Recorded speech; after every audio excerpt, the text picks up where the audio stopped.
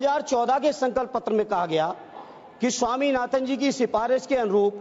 जो किसानों की लागत है, जिसमें लागत में सदैव नेताजी कहते थे और उसी बात को स्वामीनाथन जी ने भी कहा, किसान की अपनी मेहनत, अपने परिवार की मेहनत, उनके जो पशुओं की मेहनत, खेती की जो वैल्यू है उस वैल्यू का जो मार्केट में ब्याज होना चाहिए, सारी की सारी चीजों को अगर मिला लें, जिसको स्वामीनाथन जी ने फार्मूला दिया था C2 का, C2 प्लस 50%, माने लागत का 1.5 गुना समर्थन मूल्य। 14 का वादा है आपके चुनावी घोषणा पत्र का मंत्री जी, और 14 से आज 25 आ गई है। अभी तक एक बार भी सरकार का ये संकल्प 12वां बजट पेश हो गया है।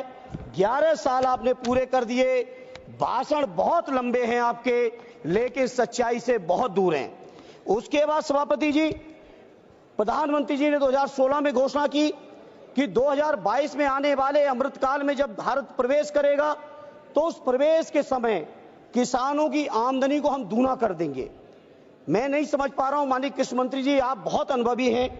एक बड़े प्रांत के लंबे समय तक मुख्यमंत्री रहे हैं, जहां किसानों की इस्तेमाल की सारी चीजों का मूल्य आपने बढ़ा दिया।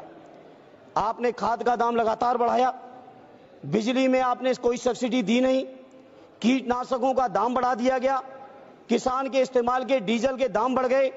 ट्रैक्टर थ्रेसर से लेके जितने भी आपके चीजें इस्तेमाल होती हैं खेती किसानी में,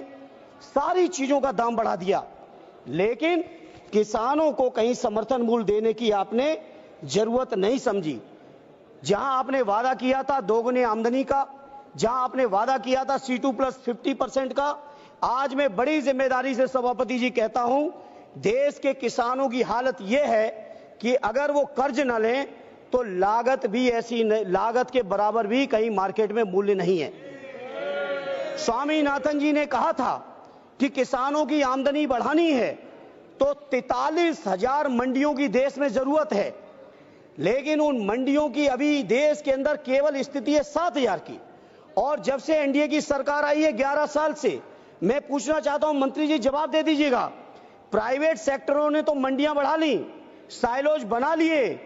प्राइवेट खरीदारी का इंतजाम तो है, लेकिन कहीं भी सरकारी मंडियां आपने बढ़ाने का काम किया हो तो उसका डेटा दे देना।